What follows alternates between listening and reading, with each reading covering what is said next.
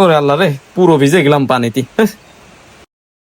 ভিজতে ভিজতে আপনার মাল দিতে আইছি। দেখেছেন ভাই, কোম্পানির আমরা যারা চাকরি করি আমাকে শান্তি নেই। এই যে আপনার অর্ডারের সব কেবল গুলো এই জায়গায় আছে ভাই। আজকের বিলটা এখন দিয়ে দিয়েন, বৃষ্টি হচ্ছে তো রাত্রিবেলা আর আসবো না। বিল তো তোমার দেবো চান্দু। দাঁড়াও মালটা চেক করে নি। কি রে, বক্সের ভিতরে কেবল কই? তার মানে হাবিল যা হয়েছে তাই ঠিক। ভাই আপনার বিল দিচ্ছি, আপনি একটু বসেন। তুমি হয়তো জানো না, চোরের 10 দিন আর গৃহস্থের 1 দিন। হাবিল দিয়ে তাড়াতাড়ি একটা ফোন দেনি। এ হাবিল, কোথায় তুই? এই বাজারের মোড়ের মাথায় আছি। শোন, একটু ইমার্জেন্সি, দোকানে আয়। ঠিক আছে, আসতেছি। এইভাবে দোকানদারদের টুপি পরাতে পারলি পকেটটা আমার ভালোই গরম থাকে।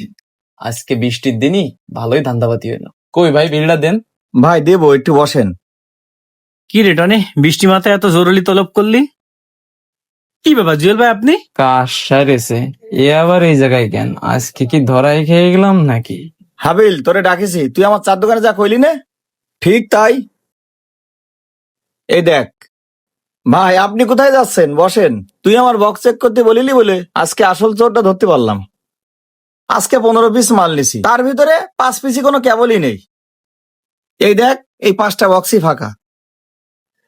তালি বল, এখন তুই কি করবি?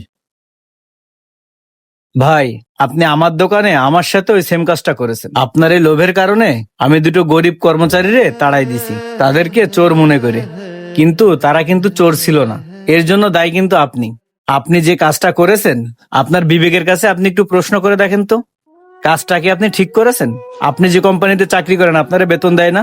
আপনাদের মতন কিছু অসৎ লোকের জন্য কোম্পানিরও বদনাম হয়। আপনার সামান্য লোভের জন্য আমরা কাস্টমার হারাইছি। এর খেসারত আপনি দিতে পারবেন? তার মানে আজকে 6টা মাস উনি এইভাবে আমাদেরকে মাল দিয়ে গেছে। এ হাবিল, তুই থানায় ফোন দে। ভাই, আমার এবারের মতো মাফ করে দেন, আমার ভুল হয়ে গেছে ভাই। আপনারা যদি থানায় জানান আমার চাকরিটা চলে যাবে না, আমার একটা সংসার আছে ভাই। ভাই, এরম কাজ আর আমি কোনোদিন করবো না, আমার এবারকে মতো মাফ করে দেন। টনি, এত করে যখন বলতিছে, এবারকার মতন মাফ করে দে। কারণ ক্ষমা হচ্ছে মানুষের মহৎ গুণ। একবার সুযোগ দে। আর এমনিতেই তো এনার কাছ থেকে আর আমরা মাল নিচ্ছি না। শোনেন ভাই, আপনারা শুধু আজকে মাফ করে দিলাম আপনার পরিবারের কথা ভেবে। কারণ আপনি আমাদের সাথে যে কাজটা করেছেন ক্ষমার অযোগ্য। ভাই, সত্যি আল্লাহর দুনিয়ায় আপনারা অনেক ভালো মানুষ। আমি যে অন্যায় করেছি আমি তো মনে করি না আপনারা আমারে পুলিশের হাতে তুলে দেবেন। আমি আপনাদের ক্ষতিপূরণ হয়তো পোষাতে পারবো না, কিন্তু আমি আপনাদের কথা দিচ্ছি আমি ঠিক এরকম আছে কাজ ভাই, জীবনে আপনি কোনদিন যান। করবো না। বর্তমান পরিবেশে আপনি বিশ্বাস আর নিঃশ্বাস এই দুইটার কোনো গ্যারান্টি দিতে পারবেন না।